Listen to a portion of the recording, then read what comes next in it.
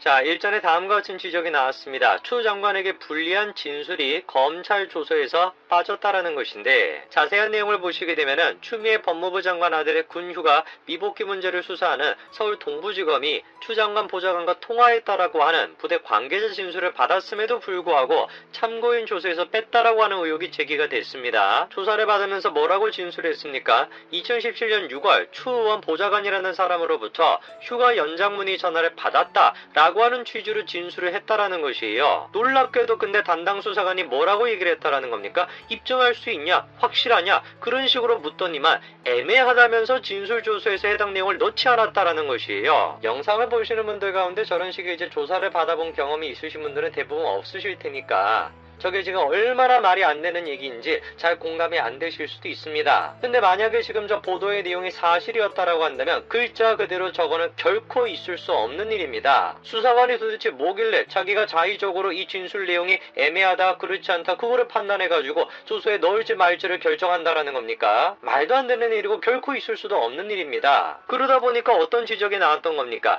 애매해서가 아니라 사실을 은폐하려고 일부러 뺀 것 아니냐 그런 지적이 나왔던 것이죠. 뿐만 아니라 이처럼 중요한 문제를 수사관이나 검사가 결정했을 리가 없다. 누군가가 이 보고를 받고 덮으라고 지시했을 가능성이 높다. 이런 얘기가 나왔습니다. 아무래도 저런 식의 의심이 합리적인 거 아니겠습니까? 한 나라의 지금 법무부 장관과 관련된 문제입니다. 근데 그 문제와 관련돼 가지고 한 명의 수사관이 한 명의 검찰이 독단적으로 판단해서 저런 식의 결정을 했다. 말이 안 된다라는 것입니다. 수사관이 됐건 검찰이 됐건 저런 식의 판단을 내렸다라고 한다면 그거는 어떤 한 명의 개인적인 판단이 아니라 그 윗선에 의한 지시였을 가능성이 크다라는 것이죠. 그럼 질문이 드는 게 그거죠. 그 윗선이 도대체 누구냐 이겁니다. 그 윗선으로 지금 지목되고 있는 사람이 누구냐? 다름 아닌 동부지검장입니다. 바로 김관정 동부지검장인데요. 김관정 지검장이 지금 주도하고 있는 추 장관 아들과 관련된 수사는 계속해가지고 의혹이 있었습니다. 고발이 이루어진 지 8개월이 지났음에도 불구하고 아직까지도 기소 여부조차도 정하지 못했고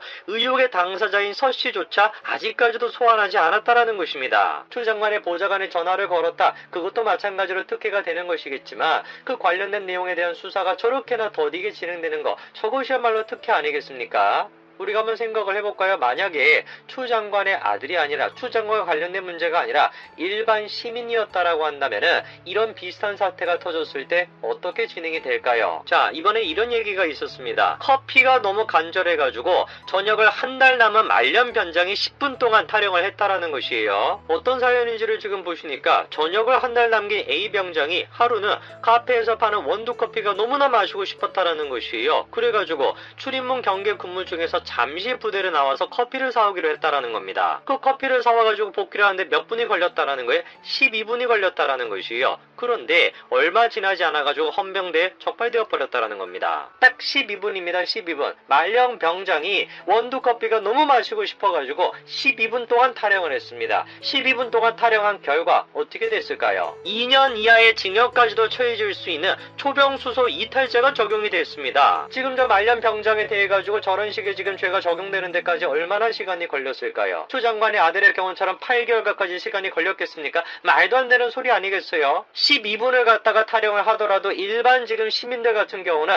저런 식의 지금 죄가 적용이 됩니다. 근데 추 장관의 아들 같은 경우는 12분은커녕 며칠 동안이나 지금 저런 식으로 타령했다라는 의혹이 있는데 그 의혹에 대해 가지고 철저하게 수사를 하기는커녕 8개월 동안 아무 진척이 없는 것이요. 이것이야말로 특혜가 아니면 뭐가 특혜겠습니까? 수사를 지금 축소하려고 한다 이런 의혹이 계속해가지고 제시가 되고 있는데 김관정 서울 동부지검장이 또 뭐를 하고 있습니까? 박석용 부부장 검사와 대검 소속 검찰 수사관의 파견을 요청했다라는 것이에요. 이 두 사람이 어떤 사람이냐? 지난달 인사 전까지 B 대위 조사 등 수사를 담당했던 사람들입니다. 겉으로 봤을 때 같은 경우는 정신 좀 차렸나 보다. 관련돼가지고 수사를 했던 사람들을 파견을 시켜가지고 조금 더 빠르게 속도 있게 그렇게 수사를 하려나 보다 이렇게 생각할 수도 있는데 웬걸 이 두 사람이 어떤 사람인지 아십니까? 놀랍게도 그 두 사람이 누구냐? 추 보좌관이 전화를 했다라고 하는 진술을 뺀 검사라는 것이에요. 저런 사람들을 갖다가 다시 수사팀에다가 합류시키 은폐시키겠다. 이게 지금 도대체 뭐를 의미하는 거겠습니까? 제대로 지금 사건을 처리하겠다라는 것이겠습니까? 누가 보든지 간에 이거는 사건을 은폐시키려고 한다, 축소하려고 한다, 그렇게밖에 생각을 못하는 거죠. 근데 뭐 사실 이 사람들이 이런 식의 반응을 보이는 것이 그렇게 놀랍지는 않습니다. 그 자리까지 올라오는 데 있어가지고 수많은 지금 정치적인 어떤 판단을 통해가지고 정의의 편에 서 있는 것이 아니라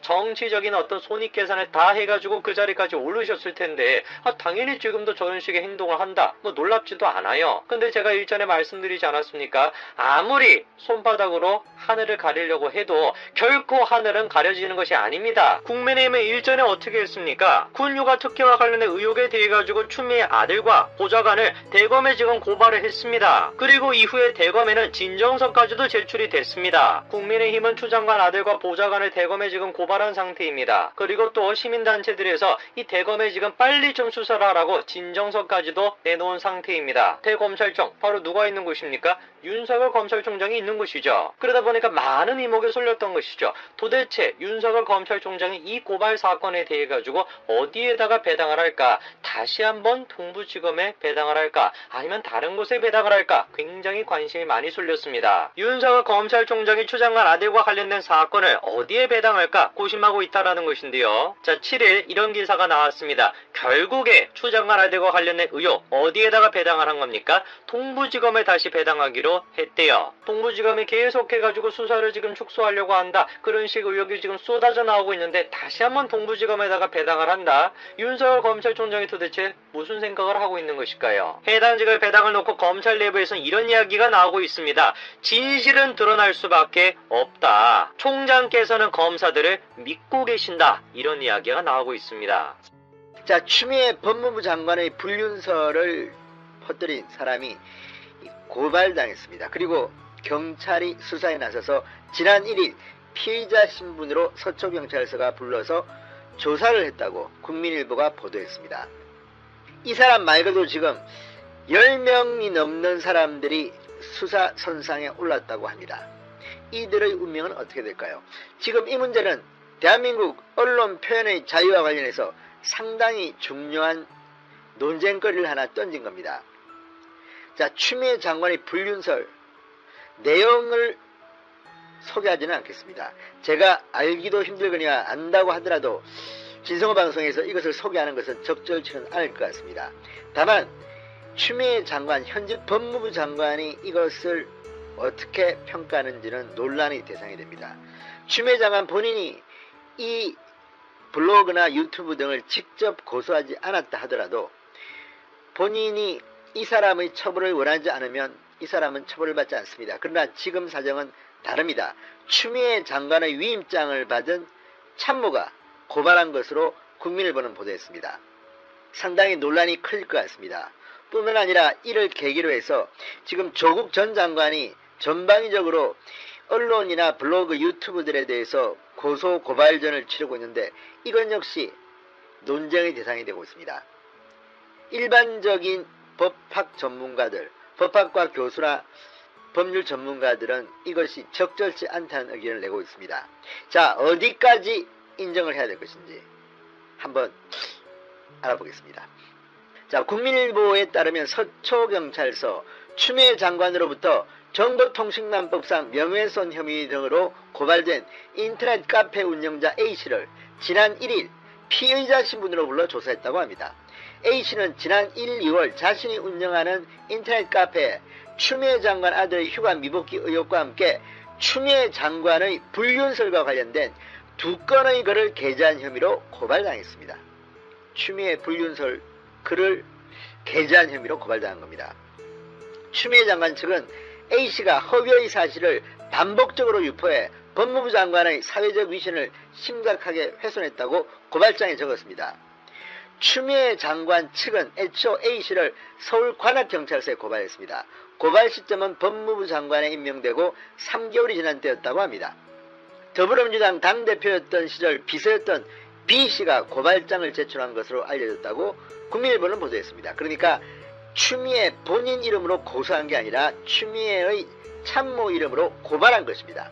명예훼손죄는 반의사 불벌죄입니다. 반의사 불벌죄, 그러니까 피해자의 처벌 불원 의사, 추미애 장관 피해자가 처벌을 원하지 않는다는 의사가 있다면 처벌되지 않습니다. 그러나 피해자의 처벌 불원 의사가 없다면, 나는 저 사람 처벌을 원하지 않는다는 이런 의사가 없으면 제3자의 고발을 통해서도 수사가 가능합니다. 지금 그렇게 법이 바뀌었습니다. B 씨는 고발장을 제출하면서 추미애 장관이 서명한 위임장을 함께 들고 왔다고 국민일보는 보도했습니다. 추미애 장관이 처벌 불원 의사가 없음을 표명한 셈입니다. 자, A 씨는 경찰 조사에서 이렇게 말했습니다. 유튜브 방송과 인터넷 게시글에서 제기하는 의혹을 카페 게시판에 옮겨 적으며 이에 대해 답할 것을 촉구했을 뿐이다. 이렇게 진술한 것으로 알려졌다고 국민일보는 보도했습니다. A씨는 국민일보와의 통화에서 국가의 녹을 먹는 장관을 이 정도로 비판할 자유도 주어지지 않는 것인가 이렇게 물었습니다. 자, 추미애 장관 측이 고발한 대상은 보수 성향 유튜브 채널을 운영하는 C씨를 비롯해서 19명에 달한다고 합니다. 고발은 3월에 이루어진 것으로 파악됐습니다. 관악서는 일괄 접수했으나 19건 중 10건은 피의자 주거지에 따라 관할경찰서로 이첩했습니다. 따라서 서초경찰서가 A씨에 대한 수사를 하고 있는 것으로 보입니다. 나머지 9건은 피고발인 신원이 확인되지 않아 사건이 종결됐습니다. 사건을 받은 각 경찰서의 조사 진행 속도에 따라 일부 사건은 기소 의견이 달려 검찰에 송치됐고 나머지는 수사가 진행 중이라고 합니다.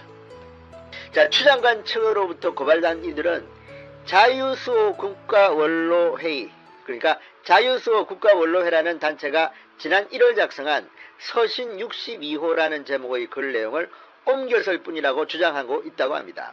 유튜브 C씨는 만만한 유튜브들만 고발에 겁을 주고 있다. 자유수호 국가원로회 관계자는 오히려 글을 작성한 사람이나 관련 정보를 제공한 사람은 수사당국으로부터 아직 연락을 받은 적이 없다고 설명했습니다. 자, 어쨌든 추미애 장관 측이 고발한 이 사건, 추미애 불륜설을 유포한 사람들에 대한 수사가 각 경찰서별로 지금 진행되고 있고 일부는 기소 의견으로 검찰에 송치됐다고 합니다. 상당히 주목받는 사건입니다. 자, 그런데 이에 대해서 이 장영수 고려대 법학전문대학원 교수는 국민일보에 이렇게 말했습니다. 법무부 장관은 공인이고 공인에 대한 비판은 일반 사인보다 훨씬 더 넓게 인정해야 한다는 것이 국내외의 판례다. 추미애 장관 측의 명예훼손 고발이 그리 적절해 보이지는 않는다. 이렇게 말했습니다. 자, 문재인 대통령도 지난달 27일 교회 지도자를 만나서 정부를 비난하거나 대통령을 모욕하는 정도는 표현의 범주로 허용해도 된다. 대통령 욕을 해서 기분이 풀리면 그것도 좋은 일이라고 언급하기도 했습니다.